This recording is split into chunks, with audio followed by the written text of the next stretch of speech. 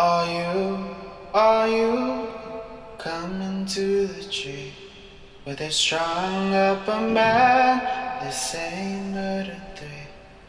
Strange things that happen here. How stranger would it be if we met at midnight in the hanging tree? Welcome to Strange Things, broadcasting from the Arkanasa Radio Studios in Laredo, Texas.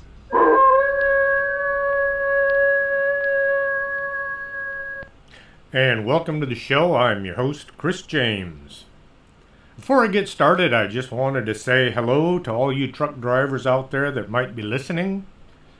For every little car that cuts you off out on the highway and shakes their fist at you, keep in mind there's literally thousands of us out here that think you're doing a great job, so keep up the good work. Mark your calendars for July 29th, 2018. World-famous wrestler Ricardo Rodriguez will be sparring with Thunder Rosa at 1303 Iturbide in Laredo, Texas. That's at the Dugout. At 6 p.m., only $5 at the door. Kids 7 and under get in free. That's July 29th, only here in Laredo, Texas. Back in the turn of the century, the 1800s to the 1900s, steam was used to drive industry. Just about every business relied on steam power. Trains ran on steam. Manufacturing used huge steam engines to turn drive belts that in turn ran everything from drill presses to cranes. Steam drove the world. Ships found that steam was far more reliable and usable than relying on the wind. Sailing ships became a hobby for the rich as steamships began to cross every large body of water.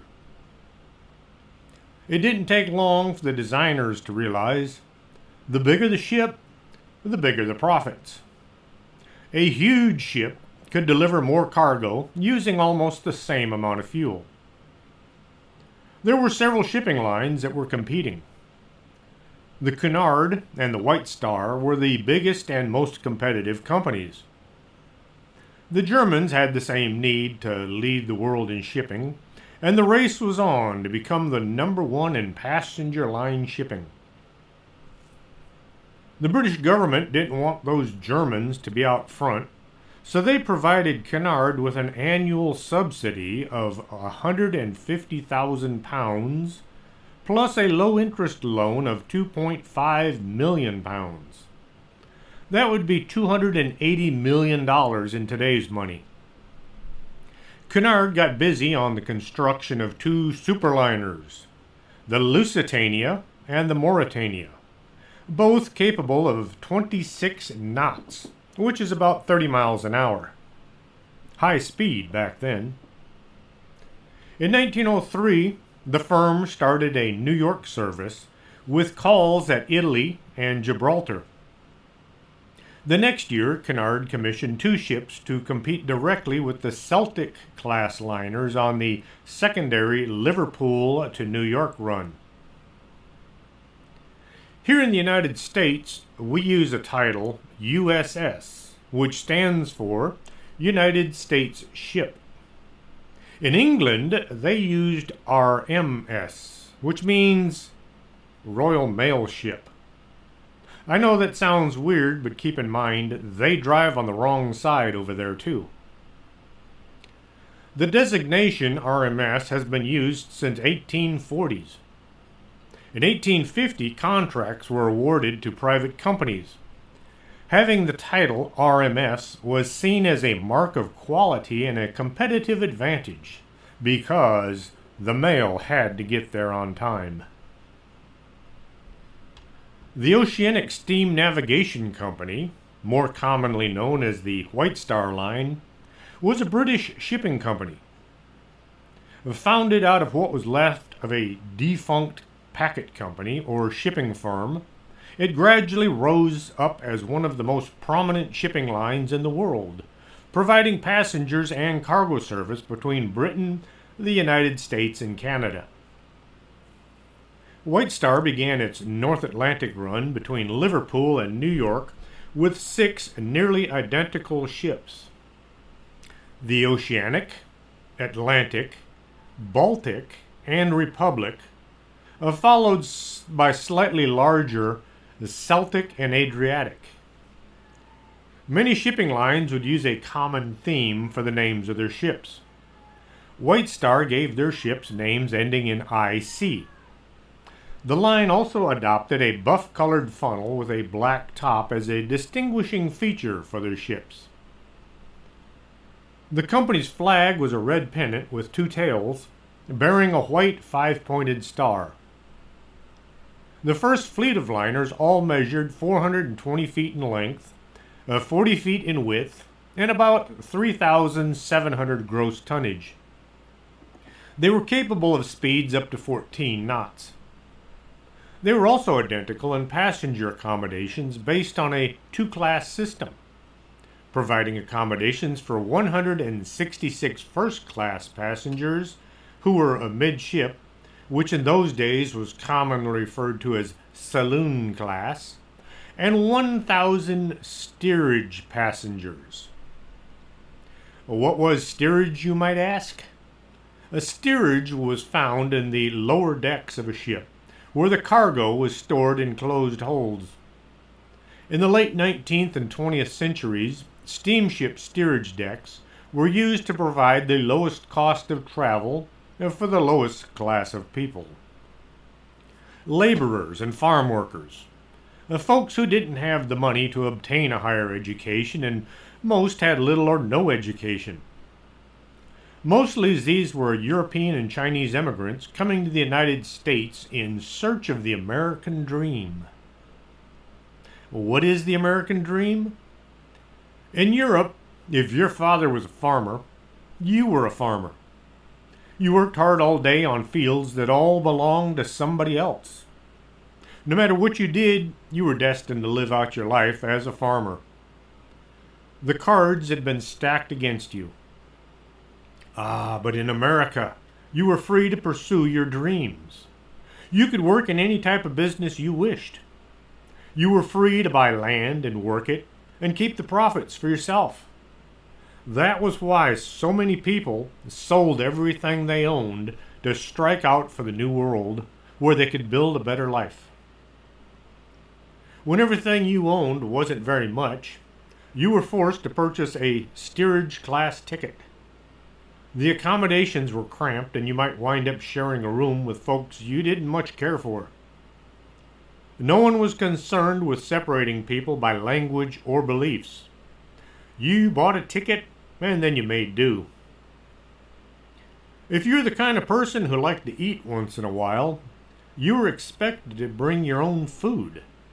As for going to the bathroom, well, there might be a bucket around someplace that everybody got to use. If the ship was delayed in crossing the Atlantic, say you had to avoid a storm or there was a fog bank, you might just run out of food before the ship was able to dock. Just imagine being stuck in a room full of people who couldn't bathe. Most were getting seasick. You couldn't change your clothes for a week or two. A lot of them didn't speak your language, and you were so hungry all you could do was think about food for several weeks. This was steerage. Most people are actually very nice. We care about each other, most of us. When it came to the attention of the folks on land to just how bad things were in steerage, laws were forced onto the shipping companies. As public pressure built, soon the shipping companies were forced to eliminate steerage class from their books. In its place, a new class of passenger was formed, third class. The shipping lines now had to supply the third-class passengers with food, water, sanitation, and even medical facilities. Since the third-class passengers made up the vast majority of the revenue of all these shipping companies, they begrudgingly went along with these new regulations. Not to be outdone, Both White Star and Hamburg America each ordered a trio of superliners. The White Star Olympic-class liners were slower than the Cunard ships, coming in at only 21.5 knots, but they were larger, far more luxurious than the Cunard ships. Being slower was made up for by carrying a lot more passengers and cargo, so the profits would be bigger in the long run. The three ships were named the Olympic, the Titanic, and the Britannic. All three ships were being built using the same set of blueprints, with a few minor changes. What do we actually know about the RMS Titanic? The name Titanic was derived from Greek mythology, and it meant gigantic. Built in Belfast, Ireland, the RMS Titanic was the second of three Olympic-class ocean liners. The construction of Olympic and Titanic took place virtually in parallel, with Olympic's keel being laid down first on December 16, 1908, and Titanic's keel was laid on March 31, 1909, 3.5 months later. The Titanic carried mail, amongst other things, so it was classified as an RMS. The Olympic was designed as a luxury ship. Her passenger facilities, fittings, deck plans, and technical facilities were largely identical to those of her more famous sister ship, Titanic, although with some very minor variations. Following completion, Olympic started her sea trials on May 29, 1911, which she successfully completed. This was the time any unforeseen problems could be addressed, since there would be no passengers on board. It would also give the officers and crew a chance to get acquainted with the ship, since no one had ever tried handling such an enormous vessel before. The sea trials lasted for 2 days, and the engines were cranked up to full speed to see how the ship handled under full steam. Olympic left Belfast on May 31, 1911, bound for Liverpool, which was her port of registration. After spending a day in Liverpool, open to the public, allowing sightseers to come on board and have a look, Olympic sailed to Southampton, where she arrived on June 3rd to be made ready for her maiden voyage. The deep water dock at Southampton was known as the White Star Dock and had been specially constructed to accommodate the new Olympic-class liners and had opened in 1911. Her maiden voyage commenced on June 14th from Southampton. The ship stopped in a few ports along the way before reaching New York City. Designer Thomas Andrews was present for the round-trip voyage to New York, along with a number of engineers as part of the Harland and Wolff Guarantee Group, to spot any problems or areas for improvement. As the largest ship in the world and the first in the new class of superliners, Olympic's maiden voyage attracted considerable worldwide attention from the press and public. Following her arrival in New York, Olympic was opened up to the public once more, and they received over 8,000 visitors. More than 10,000 spectators watched her depart from New York Harbor for her return trip to England. You got to understand, at that time, there wasn't a whole lot to do as far as entertainment went, so if a ship was leaving, you went down to the harbor and watched it leave. Something that big moving through the water was very impressive. Olympic's first major mishap occurred on her 5th voyage on September 20th, 1911.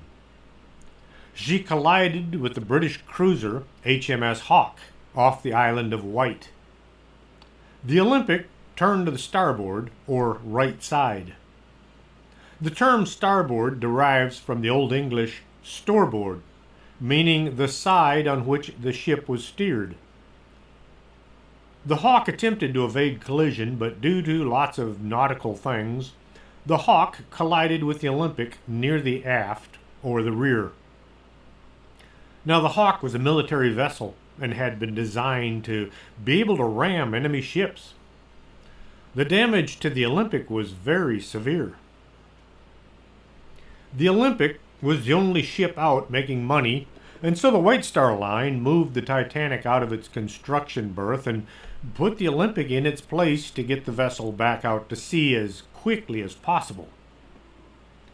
Equipment destined to be mounted on the Titanic was used to repair the Olympic instead. One of the replacement parts was the right side propeller, or screw. Then came the bad news. The Hawk was a British warship. The government of Britain wasn't about to take the blame for the accident. An Admiralty inquiry assigned blame to the Olympic, despite numerous eyewitness accounts to the contrary. The investigation into the mishap found in favor of the Hawk and laid the entire blame for the collision on the captain of the Olympic. And who was that captain? None other than Captain Smith, the same captain who would later take the Titanic out on its maiden voyage.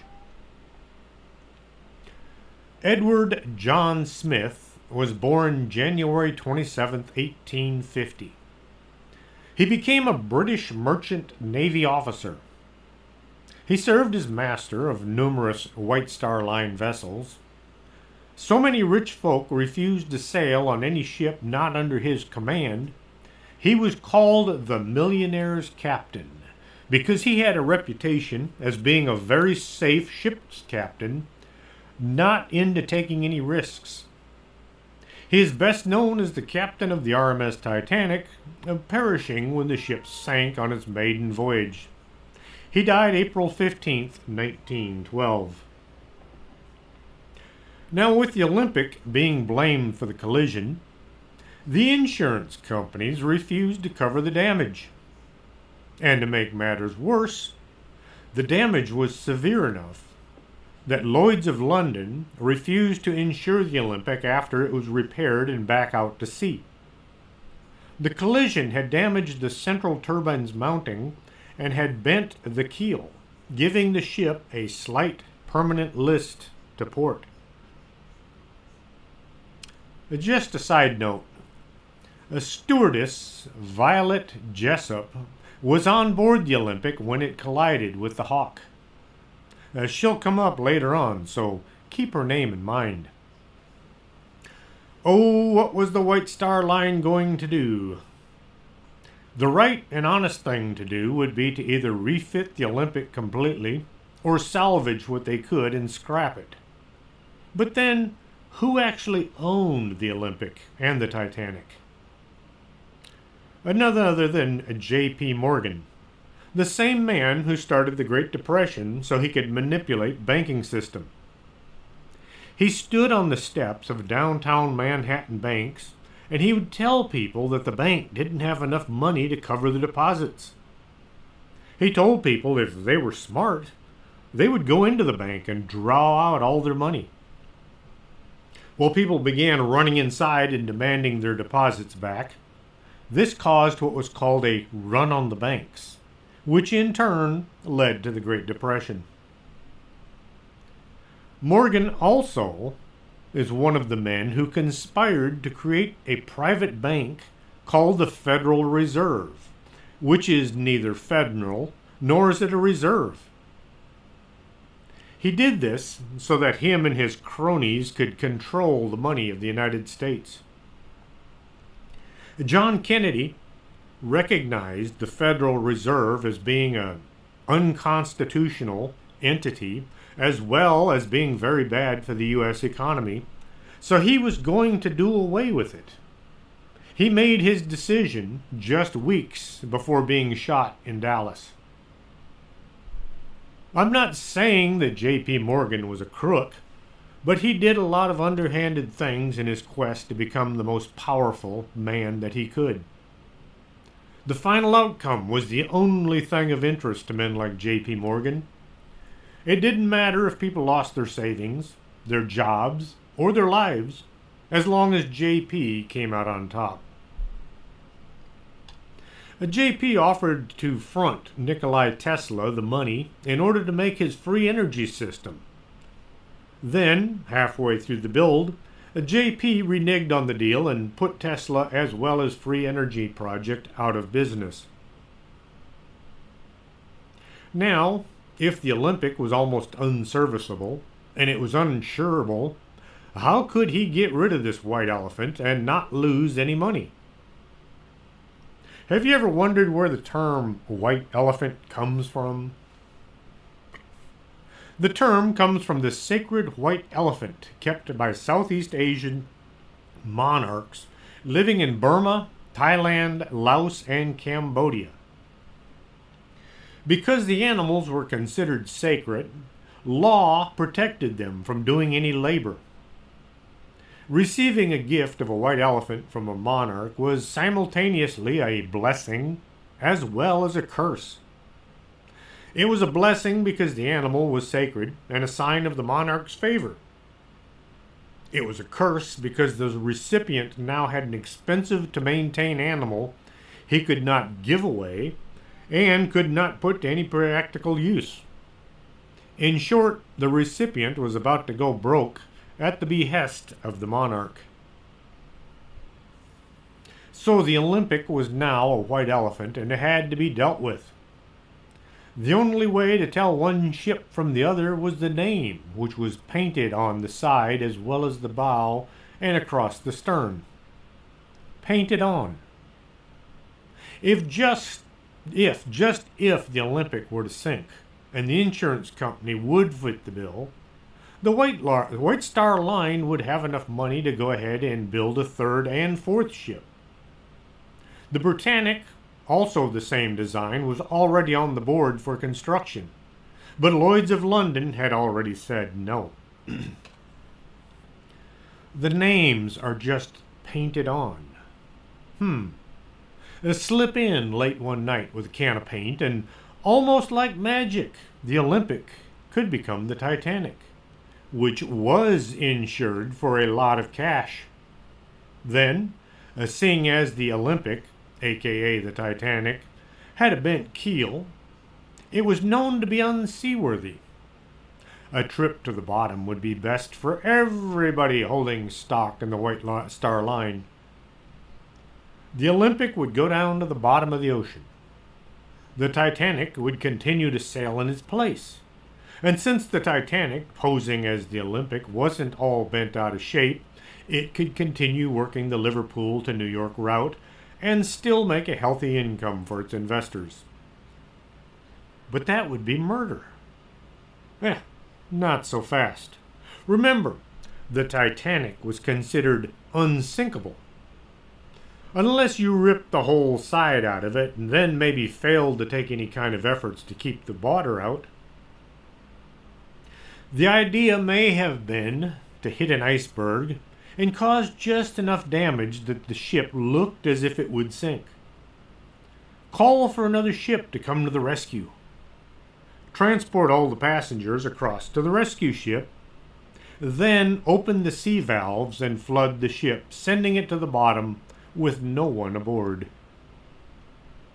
Then you go by Lloyd's and say, "Oh, by the way, I also had thousands of dollars worth of artwork and antiques on board the ship." Who would do such a thing? Maybe our friend J.P. Morgan. How do you arrange for a ship to hit an iceberg? Captain Smith would never do such a thing. Or would he? Captain Smith was blamed for the whole reason the Olympic was no longer insurable.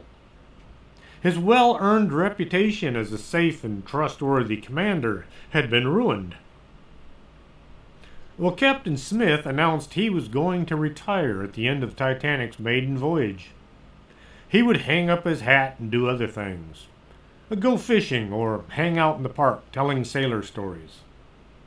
There was just a slight problem with his plan. He didn't have enough time in grade to retire. He needed at least one more year if he was to retire with his full pay. What was he going to do? Just walk away from a lucrative job where he was the biggest fish in the pond? I kind of get the impression that the conversation would go something like this. Captain Smith, you want me to do what? JP, I want you to sail into an ice field and hit an iceberg. Captain Smith, inconceivable! JP, look, Smith, you do as I say, nobody gets hurt. Lifeboats will ferry the passengers out to another White Star ship, and then you scuttle the thing.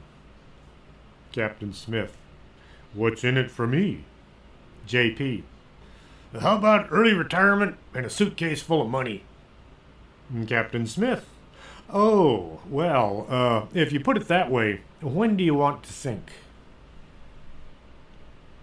A number of passengers on board the Titanic all swore there was a mystery ship sitting just a few miles away, but it turned and sailed away as the Titanic was sinking. Think of it this way. The Titanic takes all night to sink, and the passengers are all transported to the mystery ship. Everyone's happy except the insurance company. Then the Titanic does the unthinkable, and it goes down in just 2 hours. The mystery ship turns tail and runs because now there are murders to be answered for. The sea trials for the Titanic lasted just 12 hours, and they never got up to maximum speed. The officers on board were mostly replaced after the sea trials, so hardly anyone on board was actually acquainted with the ship's handling. As the Titanic was preparing to set sail, a number of the dock workers were told to remove some large wooden boxes from the hold. All of these boxes belonged to none other than J.P. Morgan. What do you suppose was in all those crates? Maybe all those expensive paintings and antiques J.P. Morgan later claimed he lost at sea? And to add a bit more intrigue, J.P. Morgan was scheduled to sail on the Titanic. In fact, he had his own personal suite with its own deck, but he bailed out at the last minute, claiming to be too sick to travel. And my cat just unplugged my earphones. There. Darn cat.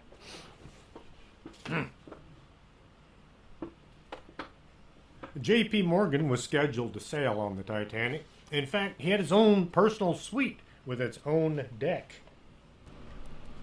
But he bailed at the last second, claiming he was too sick to go sailing.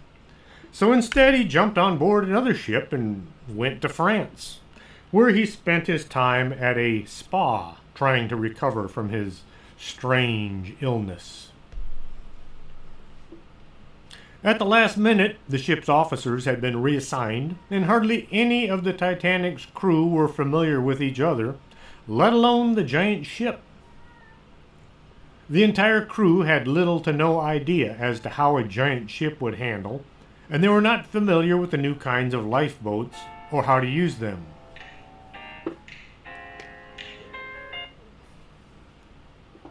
Now I'm getting a phone call I don't want to answer. As the Titanic sailed out of port, it appeared to have a slight list to port, leaving Southampton. A list to port was noted by several Titanic survivors, including Lawrence Beesley, who wrote in his book about the sinking. I then called the attention to our table to the way the Titanic listed to port, and we watched the skyline through the portholes as we sat at the purser's table in the saloon. This was echoed by survivor Norman Chambers, who testified that the ship had a list to port nearly all afternoon. You'll recall the Olympic collision had damaged the central turbine's mountings and had bent the keel, giving the ship a slight permanent list to port. I don't know about y'all, but something smells fishy here. The Titanic, or was it the Olympic, sailed out of England on April 10th, 1912. They had scheduled lifeboat drills, but the drills were canceled at the last minute. With that, I'm going to take a slight break and play a couple commercials and drink some coffee. So don't go away. We'll be right back after this. You're listening to Arkanasa Radio.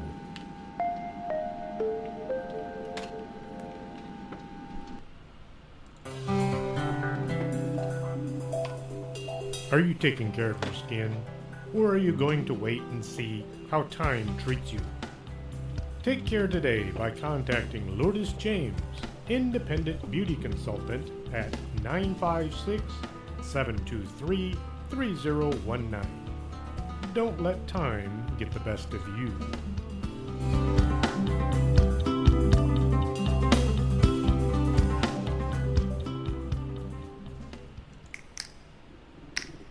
Coffee makes the world go round.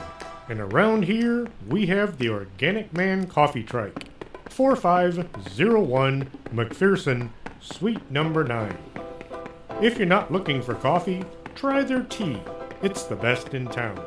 And remember, life is too short to drink bad coffee.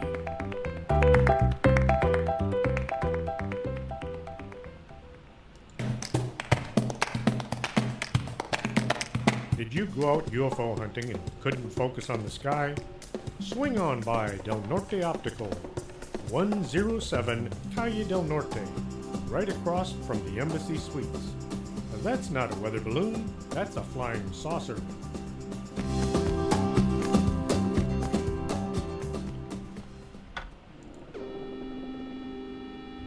You're listening to Strange Things with Chris James. And welcome back to the show. Hopefully now we'll have less cat interference. The people get all incensed because the lookouts didn't have binoculars. Lookouts seldom had binoculars. Their job was to scan the horizon and then alert the bridge crew should they see something. It was done this way on just about every ship at the time. But part of the reason was binoculars were expensive, and the owners were afraid the crew would drop them, and then they wouldn't have those expensive binoculars anymore. A lot of the ship's officers were required to buy their own binoculars. I hear a lot of howling about the lack of lifeboats. Let's put this straight as well. The Titanic had the required number of lifeboats on board. The lifeboats weren't designed or meant to hold people for more than a few hours at best. Anytime a ship had been in an accident, it would take hours and sometimes days before it sank. The idea was the lifeboat would run back and forth, depositing the passengers on board the rescue ship. The ships just didn't plunge beneath the waves. It was unheard of. The watertight compartments would have allowed for plenty of time to evacuate everyone. But the divots on board the Titanic, as well as the Olympic, those are the things that the lifeboats are lowered on. The divots were designed to handle 3 boats each. The lifeboats would have been stacked one atop the other, giving the ship 60 lifeboats, which would have been able to hold 3,500 passengers and crew. Well, the head honchos at White Star, probably J.P. Morgan, said, "No, too many lifeboats. After all, each and every lifeboat cost money, and the Titanic was supposed to be unsinkable." So instead, they went with the minimum number required by British law, since the ship was registered as being British. 20 lifeboats with a capacity of 1,178 passengers and crew, or 1/3 of the number of people on board. The third-class compartments were actually comparable to second-class compartments on every other ship out at the time. On most ships at that time, the third-class passengers had to bring their own food. The Titanic had a third-class kitchen and a dining room. Third-class passengers had their own stairways that led up to the lifeboat deck. The main problem was none of the ship's crew spoke Italian or Greek or Spanish or any of the mixed languages found in the third-class passengers. To make matters worse, the signs were all in English.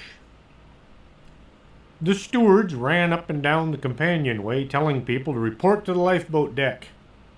The passengers were all confused by the language. Most stayed in their rooms until it was too late.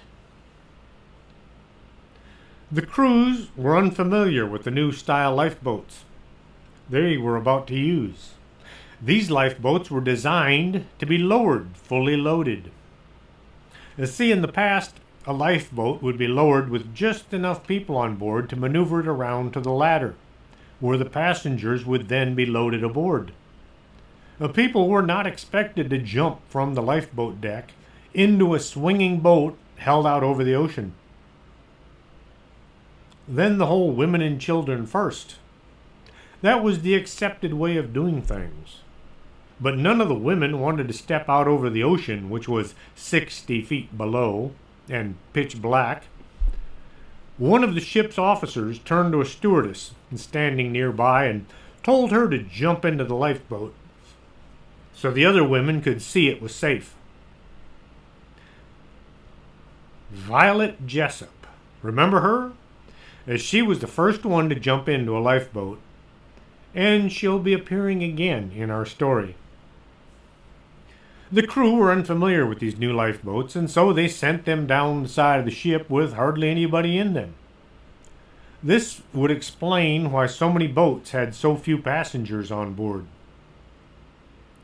Once in the water, the lifeboats had to get out of the way because the angle of the sinking ship was causing the lifeboats to come down one on top of the other. This made reaching the ladder to fill the boats unmanageable. And since the officers and crew didn't know each other all that well, it caused a lot of confusion on the boat deck. The ship has a huge hole in the side. What can you do about it? Every ship at sea at the time had contingency plans learned from past catastrophes. One standard emergency procedure was to lower a large section of canvas over the side and drag it by ropes along the side of the hull until it was over the breach. Kind of like stuffing a rag into a leak. The canvas would seal the hole, but it would still allow water to get in, but it would slow it down enough to give the ship enough time for hopefully evacuating all the passengers. For some unknown reason, Captain Smith failed to order this procedure. Watertight doors had all been closed. The water pouring into the forward compartments was causing the ship deck to turn at an unmanageable angle. Why didn't the captain order some of the watertight doors to be opened? Once again, this was not a radical idea. In the past, ships had used this technique to keep the decks level so they could launch the lifeboats. It almost seemed as if Captain Smith wanted the ship to go under. Instead of giving orders that might have saved lives, he hid himself away in the wheelhouse and said nothing. What about those watertight bulkheads that didn't do their job? It has been reported that as the Titanic, or was it the Olympic, was setting sail from Liverpool, there was a fire in one of the coal bunkers. Now, this was a common enough problem on board ships of the time. It only took a spark to ignite the coal. As coal was being loaded aboard the ship, something caused a minor fire way down below the waterline. At the time, any coal fire was dealt with the same way. You simply removed the burning coal and threw it into the boiler. The entire coal bunker would have been wasted since it was being burned faster than the ship needed it. The fire in the bunker was hot.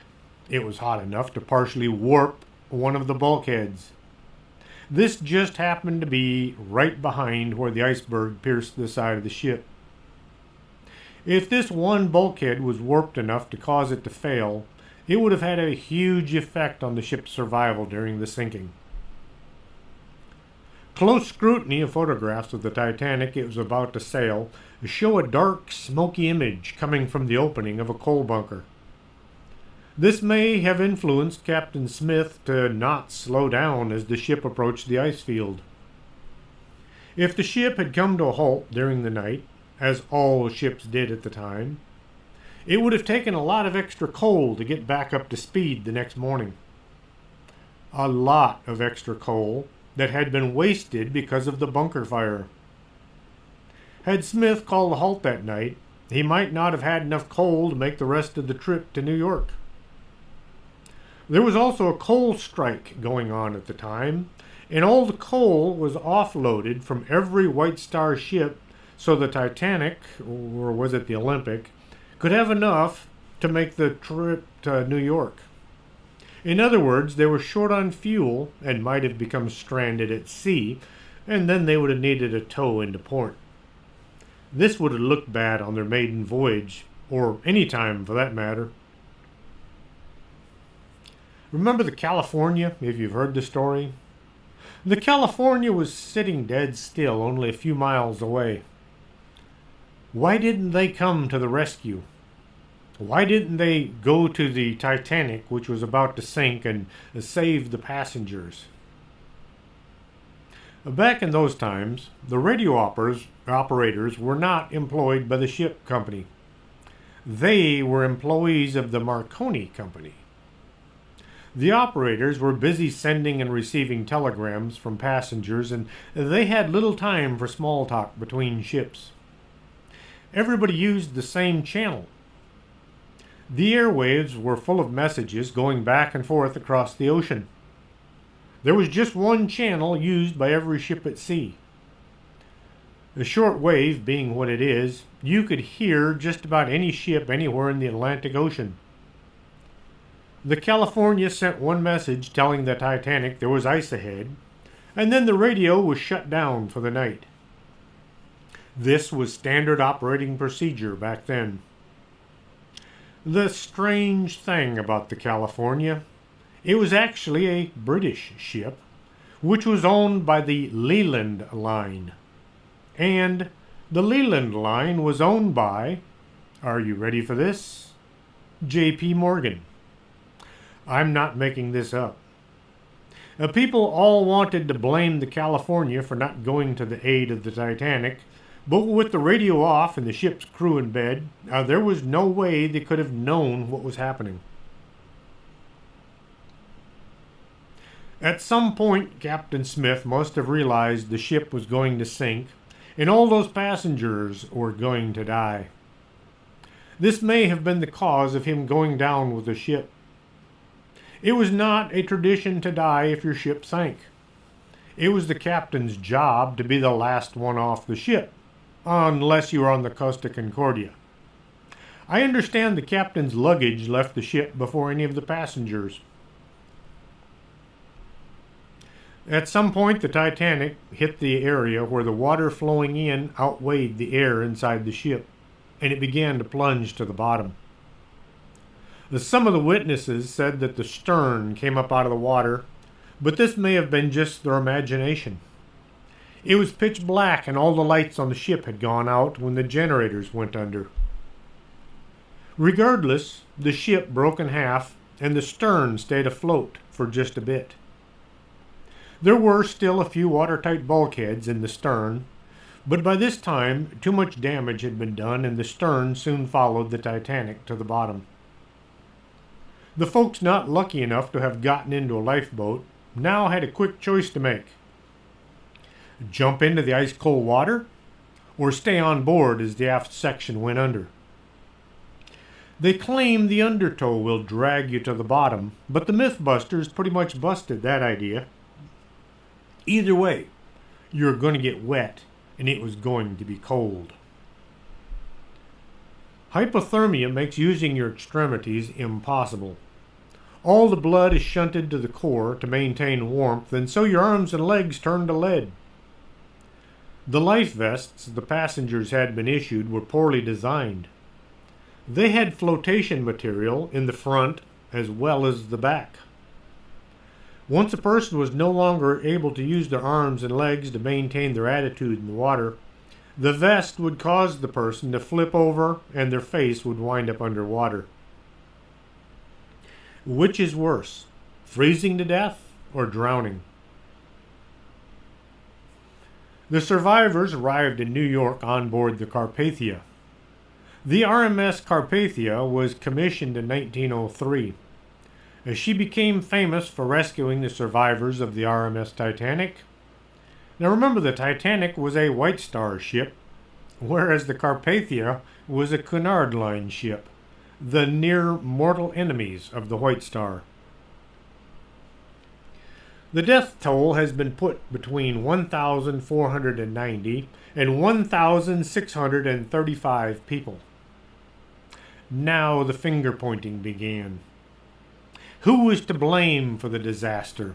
Or more importantly, who could they blame?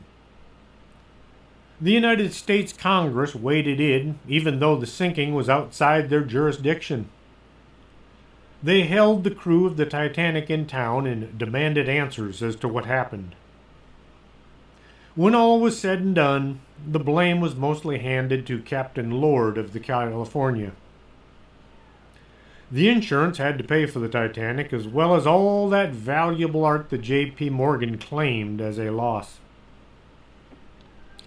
The Olympic, which was still sailing, suddenly lost that list to starboard and continued sailing the Atlantic Ocean. In 1934, the Olympic again struck a ship. The approaches to New York were marked by lightships. The ships used just about the same as a lighthouse, and the Olympic, like other liners, had been known to pass close by these vessels.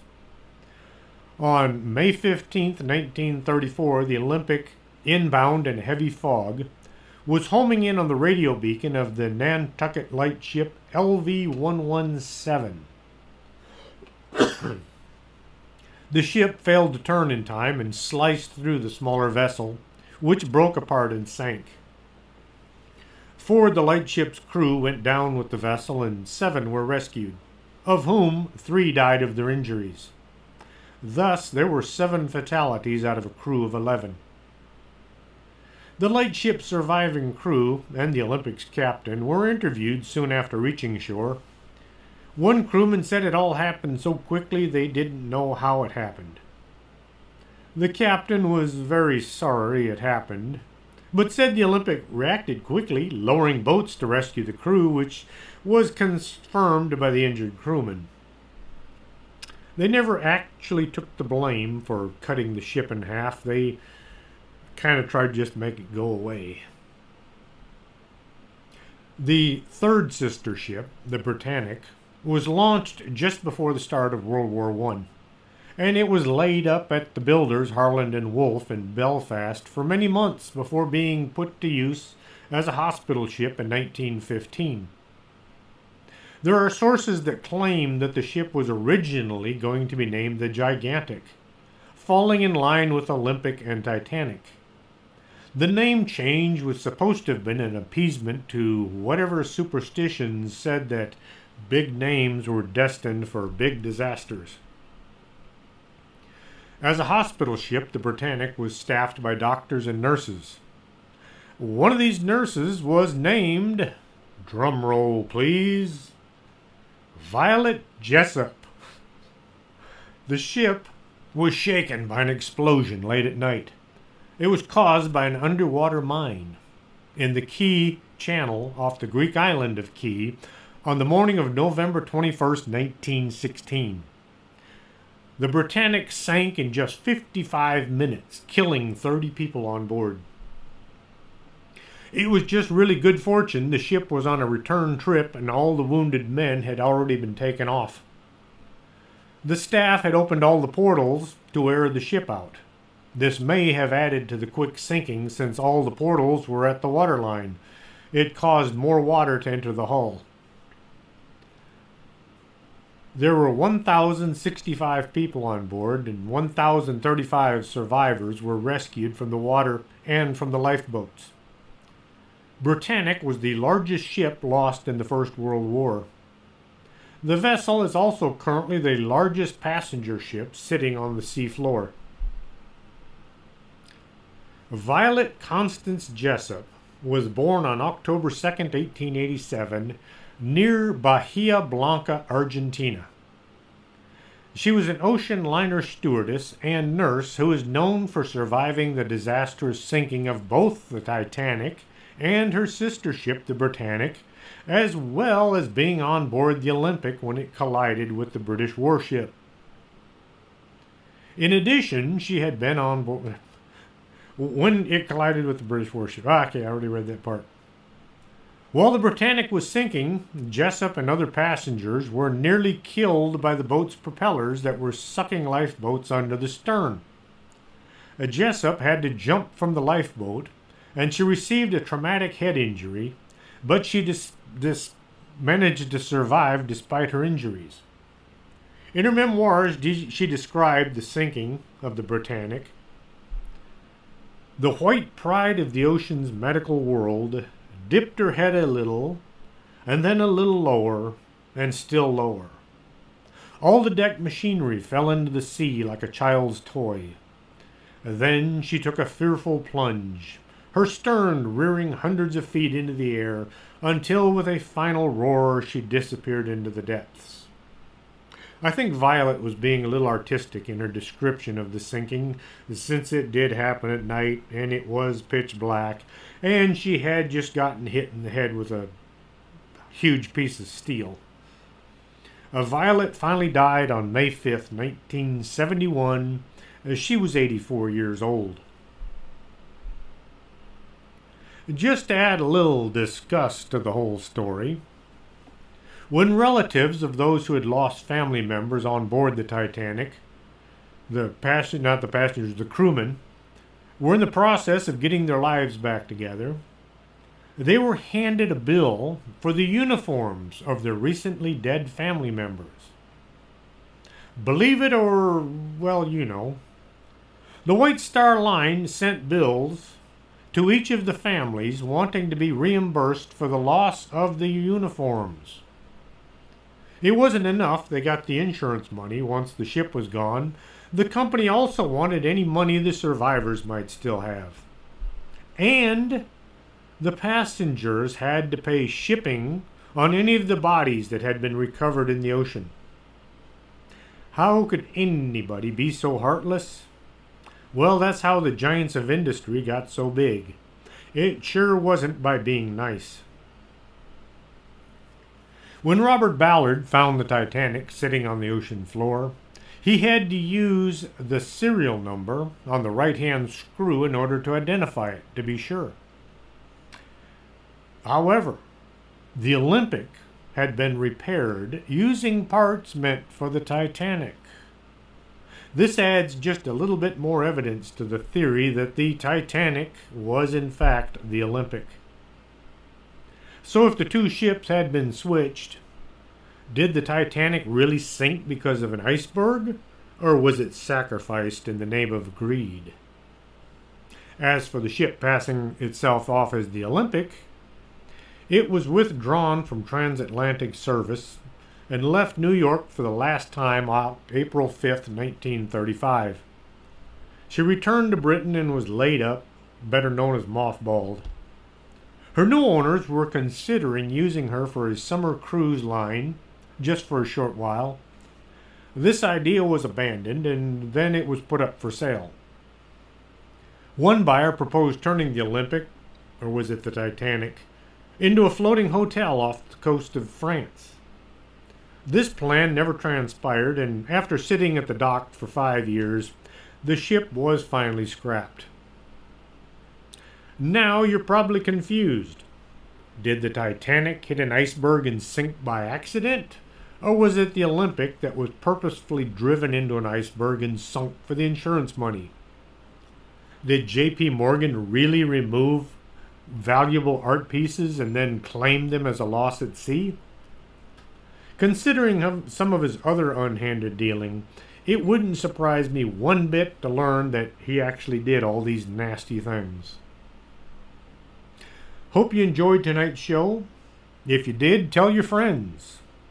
If you didn't enjoy it, please don't tell anybody. Be sure and mark your calendars, July 29th, 2018. You'll be able to see the world-famous wrestler Ricardo Rodriguez. He will be sparring against Thunder Rosa, 1303 Iturbide here in Laredo, at the Dugout. Doors open at 6 p.m., and the tickets are $5 at the door. Kids 7 and under get in for free. It's a family night of entertainment. That's July 29th here in Laredo, Texas. Are you coming to the tree where they strung up a man, they say murder 3? Strange things that happen here, how stranger would it be if we met at midnight in the hanging tree?